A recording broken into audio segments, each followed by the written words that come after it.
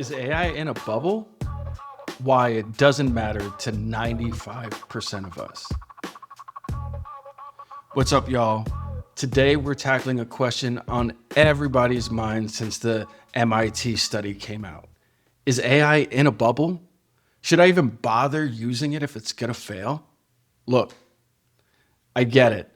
There's a lot of similarities between AI today and the dot-com boom, from massive valuations to unclear usage of this new thing and the fact that no one fully understands how it's going to change our everyday.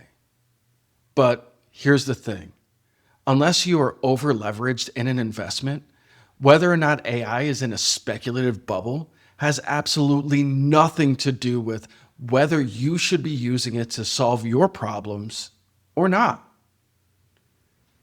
Think about it like this. The internet was definitely in a bubble in 1999. That didn't mean email was useless. It didn't mean you shouldn't have built a website. The speculation around an industry and the practical value of the technology are two completely different things. So let's break this down. We'll look at what bubbles actually are, examine the AI bubble arguments both for and against, and then answer the real question. Should bubble fears stop you from using AI in your business and your daily life? So, what actually makes a bubble? Let's first start to define terms. A bubble happens when asset prices rise far beyond their fundamental value, driven by investor psychology rather than real economics.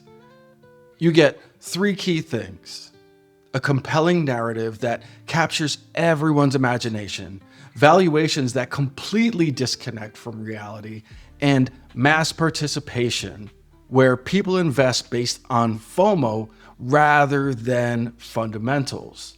This is when, honestly, retail investors just start flooding the market because they hear about the new thing. Let's revisit the late 90s dot-com bubble, because there's a crucial lesson here that everyone misses when making those comparisons. The narrative was the internet changes everything. Companies with no revenue were getting billion-dollar valuations. Pets.com burned through $300 million in less than 2 years. Cisco's price to earnings ratio hit 196. That's completely insane. And when the bubble burst in 2000, 2001, the NASDAQ lost 78% of its value. Trillions vanished overnight. But here's what's important. The internet didn't stop being useful because investors went crazy. Amazon survived the crash and became the everything store. Google launched during the aftermath and dominated search. The businesses that focused on solving real problems with internet technology thrived. They did it at more reasonable valuations after the hype train stopped. Now, then we went to the 2000s, and the real estate bubble followed a really similar pattern. Housing prices never go down nationally became the mantra. People with no income got loans for houses they couldn't afford. Investment banks turned mortgages into casino chips. The crash nearly destroyed the entire global financial system. But again, real estate didn't stop being valuable. People needed places to live. Construction companies that focused on building quality homes at reasonable prices kept working through the crisis. The speculation crashed, but the underlying need remained. Now, let's look at AI. The bubble signals are pretty clear. Venture capital poured $95 billion into AI companies in 24. 37% of all venture funding going to one sector. OpenAI's valuation went from $157 billion to $300 billion in 5 months, and today it's $500 billion. And Everybody's talking about Sam Altman, who just said that investors are a little overexcited about AI. Now, the MIT research shows that 95% of AI pilot programs deliver little to no measurable impact. Companies are burning money on AI implementations that, quote unquote, don't work. Price to earnings ratios for top AI companies exceed 200, higher than dot-com peaks. OpenAI expects 44 billion in losses before profitability in 2029. So yes, there's probably a bubble.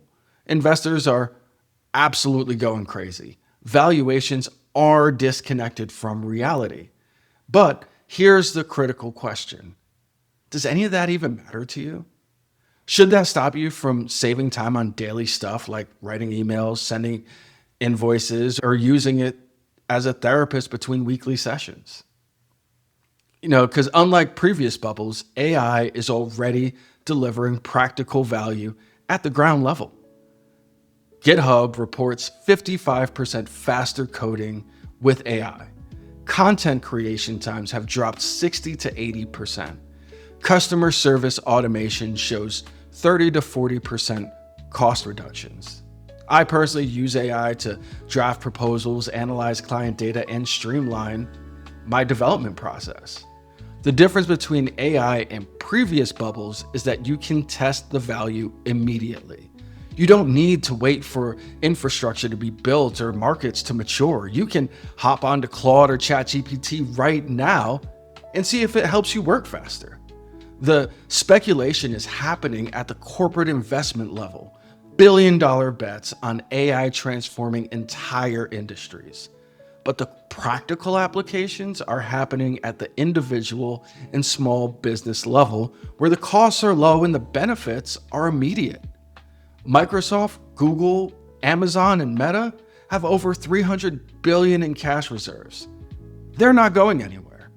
The tools they're building today will keep working even if their stock prices get cut in half.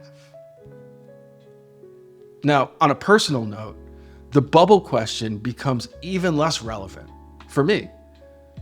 Are you not going to use spell check because Microsoft might be overvalued? Are you going to avoid GPS because tech stocks are inflated? I'm about to release an AI readiness audit that uses a series of AI agents to streamline my sales process while delivering value to anybody that comes into contact with my content or company. None of that stops working because venture capitalists are making crazy bets on AI startups.